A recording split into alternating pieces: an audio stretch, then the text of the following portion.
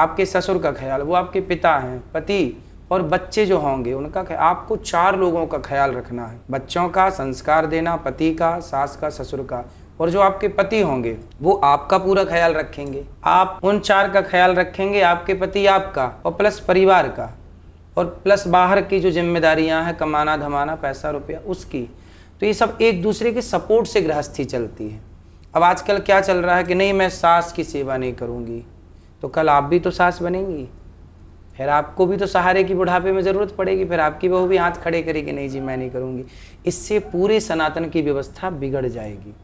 इसलिए अपने अपने कर्तव्यों का पालन करना चाहिए, पुरुष अपने कर्तव्य का, स्त्री अपने अपने कर्तव्य का। पर आपको नहीं लगता कि अभी वक्त बदल रहा है, क्योंकि आजकल औरतें और लड़कियां काम करने लगी हैं, तो वो इतनी इंडिपेंडेंट हो गई हैं और वो कभी शादी करना चाहती है, नहीं करना चाहती, अपनी मर्जी से जीना चाहती हैं। देखो, एक तो आपने बोला अपनी मर्जी से, और एक और इसमें मैं जोड़ दूं धर्म की मर्जी से। देखो, अपनी मर्जी नहीं होती, रियल ये है। अब आप दुनिया चला ही रही है, मैं रोक नहीं सकता किसी को, आप भी नहीं रोक सकती। मर्जी होती है धर्म की। राम जी अपनी मर्जी से चलते थे, रावण अपनी मर्जी से चलता था।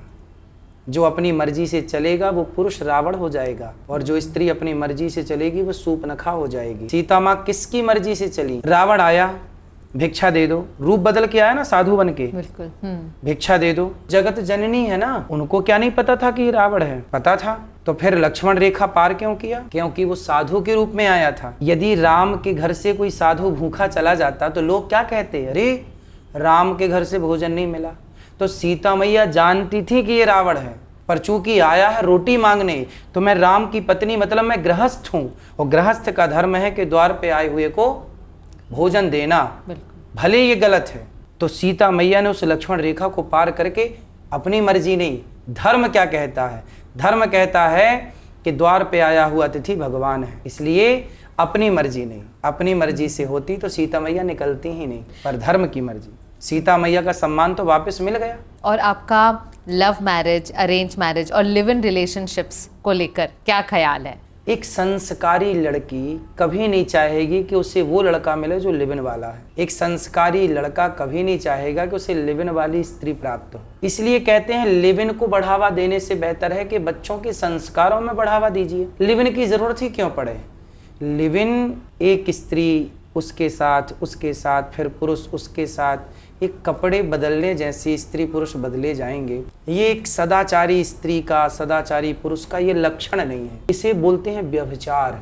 आजकल व्यभिचारी हो गए हैं, तो व्यभिचार को धर्म कैसे आदेश कर सकता है? इसलिए लिव इन का एक पर्याय है व्यभिचार। लिव इन के नाम पे प्यास ही नहीं मिट रही उनकी भोग विलास से।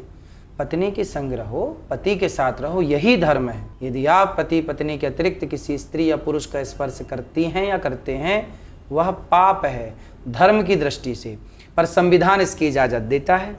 संविधान कहता है कि आप पत्नी के होते हुए पति किसी से भी चक्कर चला सकता है एक के साथ। संविधान आदेश दे रहा है कि पत्नी के होते हुए पुरुष किसी के साथ लिव इन में रह सकता है, पति के होते हुए स्त्री भी किसी और के संग लिव इन में रह सकती है। ये संविधान इजाजत दे रहा है, और धर्म इजाजत नहीं दे रहा। अब आपके पास दोनों रास्ते हैं, धर्म से चलना है या संविधान से चलना।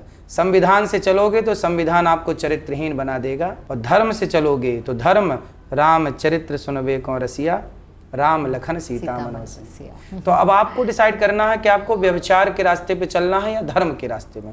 संविधान आपको व्यभिचारी बनाता है, धर्म आपको महान बनाता है। रिलेशनशिप एडवाइस तो बहुत हो गई, अब मैं अपने ऑफिस की बात करूंगी। जैसे ही मेरी टीम मेंबर्स को पता चला आपसे मिलने आ रही हूँ, उन्होंने अपने सवाल यहाँ पर लिख कर दे दिए। अब मैंने पढ़े नहीं है, पर मैं एक एक करके पढ़कर बताऊंगी। So finding solutions to all 9 to 5 office problems. हमारी बॉस को काम का नशा है, ऐसा उपाय बताइए कि उसके काम का नशा छूट जाए। बॉस को काम का नशा छूटेगा तो आपका भी तो काम चला ही जाएगा। काम ही नहीं रहेगा तो आप किस काम के रहेंगे? बिल्कुल। मेरी सैलरी बहुत कम है, ऐसा उपाय बताइए कि 10 दिन के अंदर सैलरी डबल हो जाए। गुरुजी रहने दीजिए, इसका तो आप उपाय ही ना बताएं। इसका उपाय है कैसा है कि आप अपना जॉब छोड़ के और बिजनेस पे आ जाइए। बिजनेस पे आएंगे तो अपने आप डबल तिबल चौगुन हो जाएगा। बिजनेस करिए, नौकर क्यों बनना है?